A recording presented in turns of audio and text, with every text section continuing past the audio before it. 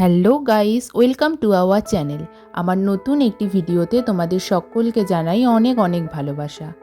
আশা করছি তোমরা সকলে খুব ভালো আছো, আর আমরাও বেশ আছি।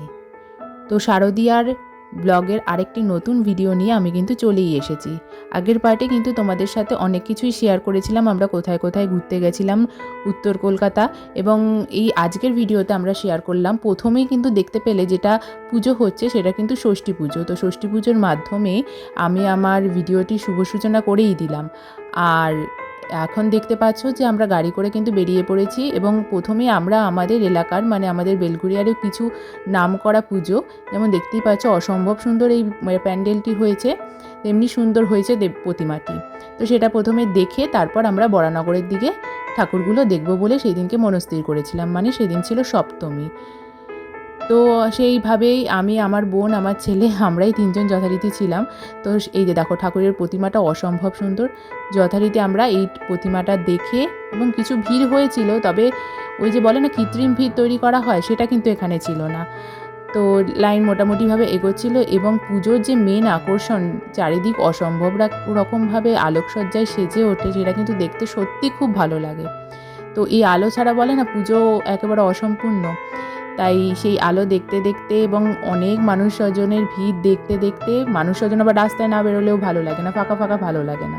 তো সেগুলোকে সঙ্গে নিয়ে আমরা নেক্সট নোয়াপাড়া সঙ্গে দেখতে গেছিলাম।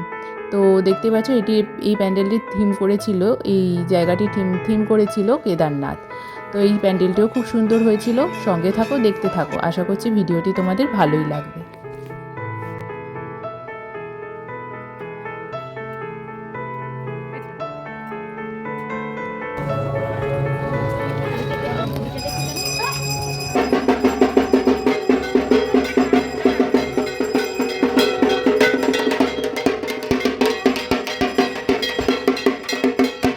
নেক্সট আমরা চলে আসলাম নপাড়া পল্লী সংঘ। তো এই সঙ্গের থিমটা করেছিল, আমার যতদূর সম্ভব মনে হচ্ছে কোনো একটা ক্যাসেল করেছে, অর্থাৎ দুর্গ টাইপের কিছু করেছে। এই প্যান্ডেলটিও খুব সুন্দর হয়েছিল, এবং প্রতিমাটিও মানে চোখ ধাঁধানো প্রতিমা করেছিল, ভালো লাগলো বেশ।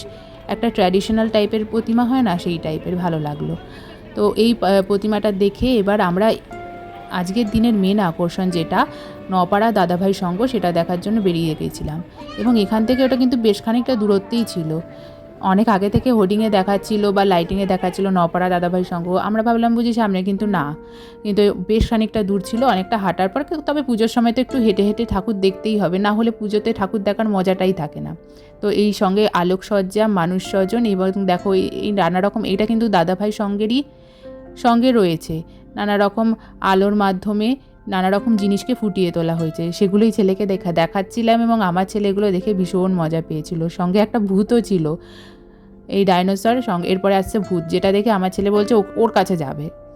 তো এই প্যান্ডেলটা খুব সুন্দর হয়েছিল, এবং এই প্যান্ডেলটি নানা রকম খবরের চ্যানেল বলো বা সোশ্যাল মিডিয়াতেও প্রচার পেয়েছিল বেশ ভালোই।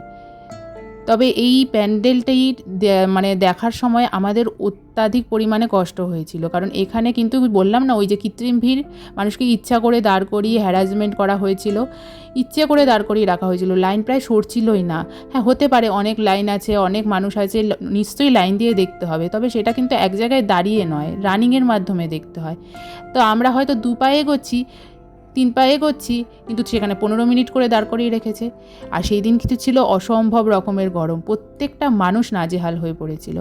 তা আমি মাঝখান দিয়ে ছেলেকে নিয়ে ভাবলাম আর হয়তো ঠাকুরটা দেখা হবে না, আমি বেরিয়েই যাই। কিন্তু তারপরে ওখানকার মানুষদের মানে সহযোগিতায় আমরা বাইরে থেকেও পরে লাইনের মধ্যে ঢুকে গেছিলাম।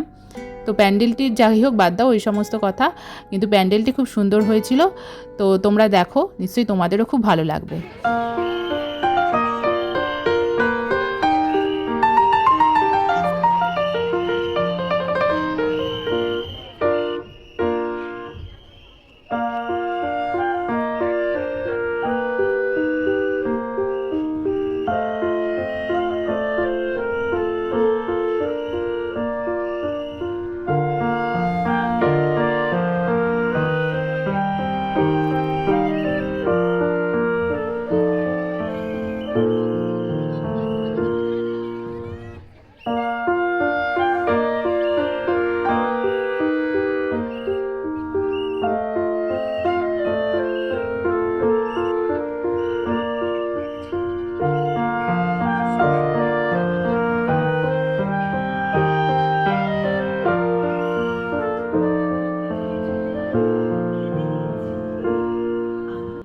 नमः हरो पापं हरो क्लेशं हरो सुखं हरो सुखम हरो शोकं हरो रोगं हरो क्षोभं हरो वारिं हरो प्रिये एषो सचंदन पुष्पांजलि ह्रीं ओम दुर्गा वै नमः।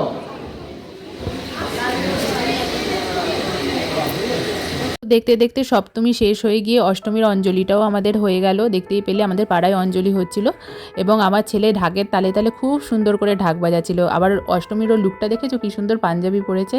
দেখতে দেখতে ছেলেটাও আমার বড় হয়ে গেল।